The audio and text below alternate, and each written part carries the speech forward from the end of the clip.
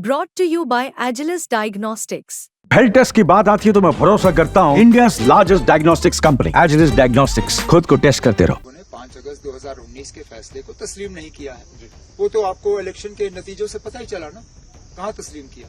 370 को वापस लाने की बात करेंगे, वो तो हमारी लंबी लड़ाई है। वो तो फारूक साहब ने कहा है इसमें कई साल लग सकते हैं। ठीक है, जम्मू कश्मीर के लोग 5 अगस्त के 2019 के फैसले में उनको शामिल नहीं किया गया था, उनकी राय हासिल नहीं की गई थी और वो उस फैसले के साथ नहीं है। सेलिब्रेशन चल रही है, अभी भी नेशनल कॉन्फ्रेंस की बात करें, ओवरवेलमिंग है जो वर्डिक्ट आया है लोगों की तरफ से। सीधा ऐसा लग रहा है कि कश्मीर के लोगों ने खासकर एक ही झोली में जो है वोट डाला है, वो है नेशनल कॉन्फ्रेंस की। हमारे साथ उमर अब्दुल्ला है। सर, आप बहुत बिजी हम समझते हैं, लेकिन बस 2-3 सवाल आपसे पूछेंगे। पहला सवाल ये कि अभी कांग्रेस और आपका जो पावर शेयरिंग है ऑलमोस्ट सेटल्ड है, लेकिन 370 को लेके काफी ज्यादा बात हो रही है। आपने ये भी कहा था कि पहले ही दिन जो असेंबली सेशन होगा हम रेजोल्यूशन पास करेंगे। आज हम देख रहे हैं कि शायद कहीं ना कहीं आप समझ रहे हैं जो पावर शेयरिंग आसान नहीं होगी और आपकी तरफ से कॉर्डियल जेस्चर है। आप कॉर्डियल जेस्चर की बात वो अपनी जगह। हमने रेजोल्यूशन में क्या कहा? हमने ये कहा कि जम्मू कश्मीर के असेंबली की तरफ से ये बात आनी चाहिए कि जम्मू कश्मीर के लोगों ने 5 अगस्त 2019 के फैसले को तस्लीम नहीं किया है। वो तो आपको इलेक्शन के नतीजों से पता ही चला ना, कहाँ तस्लीम किया। अगर तस्लीम किया होता तो आज बीजेपी की हुकूमत होती। तो हम कौन सी ऐसी बात कर रहे हैं जो जम्मू कश्मीर के वोटरों ने नहीं की। मैंने ये नहीं कहा कि हम रेजोल्यूशन में 370 को वापस लाने की बात करेंगे, वो तो हमारी लंबी लड़ाई है। वो तो फारूक साहब ने कहा है इसमें कई साल लग सकते हैं, लेकिन मैंने पहले दिन से आपसे कहा कि अगर जम्मू कश्मीर के असेंबली को रेजोल्यूशन पास करना चाहिए, वो ये कहना चाहिए कि जम्मू कश्मीर के लोग 5 अगस्त के 2019 के फैसले में उनको शामिल नहीं किया गया था, उनकी राय हासिल नहीं की गई थी और वो उस फैसले के साथ नहीं है, तभी तो ये नतीजे आए। जी सर, बात बहुत ज्यादा हो रही है कि अब जब सरकार बनेगी तो आपके जो है चैलेंजेस बढ़ जाएंगे, क्योंकि एक डिफरेंट मॉडल है। आप जब चीफ मिनिस्टर थे उस वक्त स्टेट थी, आज बहुत पावर शेयरिंग में इश्यूज हैं। सेंटर ने पहले ही जो रीऑर्गेनाइजेशन है उसमें एलजी को कुछ इंपॉर्टेंट चीजें दी हैं, जिसमें होम और वो सारे डिसीजंस है। तो उसको लेके आपकी भी अप्रीहेंशंस थी, जो आपने सबसे पहले कहा कि भाई इसमें पावर्स नहीं है, तो आप कैसे आप इसको जो है हम पहले दिन से कहते आए हैं ये वो असेंबली नहीं है जो असेंबली हम चाहते हैं, ये वो असेंबली नहीं है जिस असेंबली का हम हक रखते हैं, लेकिन उस असेंबली तक पहुंचने के लिए ये असेंबली एक अहम कदम है।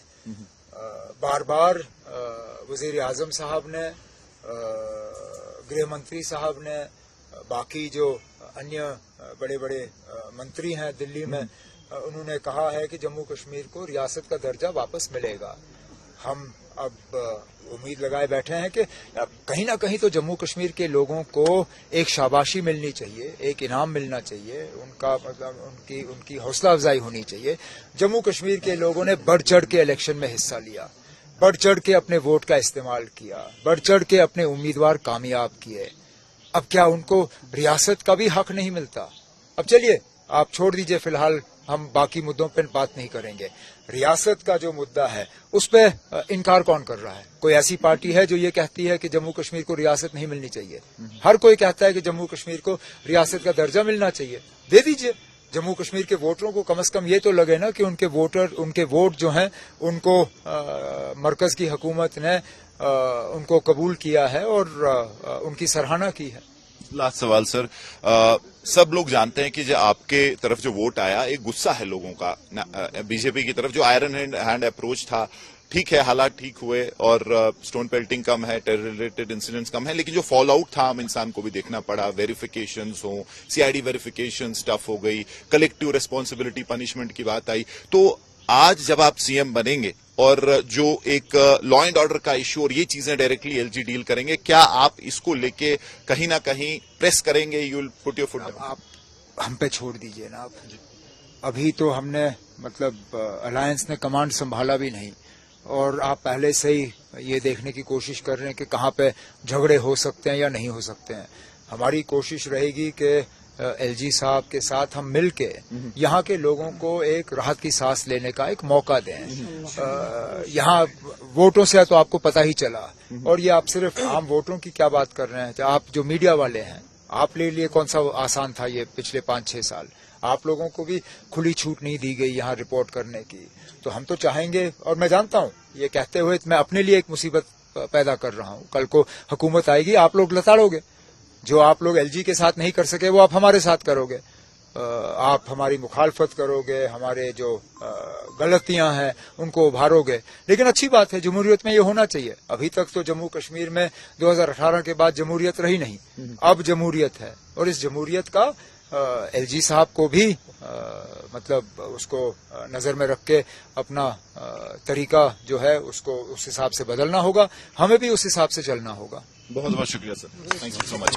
तो ये थे उमर अब्दुल्ला, और साफ तौर पे जो एक बात हो रही है कि कहीं ना कहीं टोन डाउन हुए हैं उमर अब्दुल्ला। 370 को लेके जो पहले ये बात हो रही थी कि पहले ही दिन असेंबली का सेशन होगा और उसमें एक रेजोल्यूशन पास होगा कि जो 370 है वो वापस लाने की बात होगी। लेकिन इस पे अगर कांग्रेस और एनसी की बात करें, कांग्रेस स्टेटहुड पे रुक जाती है, नेशनल कॉन्फ्रेंस 370 की बात करती है। लेकिन अब कहीं ना कहीं ऐसा लग रहा है कि एक कॉर्डियल जेस्चर है, एक पॉजिटिव जो है मैसेज है उमर अब्दुल्ला की तरफ से, न सिर्फ एलजी की तरफ बट न्यू दिल्ली की तरफ भी, कि मिल के काम करना है। क्योंकि पावर शेयरिंग का जो एक मेथड है आसान नहीं होगा, खासकर एक नई इलेक्टेड गवर्नमेंट के लिए, तो मिल के काम करना है। अब देखना यह है कि आगे इसमें जो है कैसे चलते हैं, और खासकर जब असेंबली का सेशन होगा तो जो 370 की बात है, जो रेजोल्यूशन की बात है, उस पर दोनों अलायंस पार्टनर कैसे चलते हैं। क्योंकि कांग्रेस जो है स्टेटहुड पे रुकी हुई है और नेशनल कॉन्फ्रेंस जो अभी भी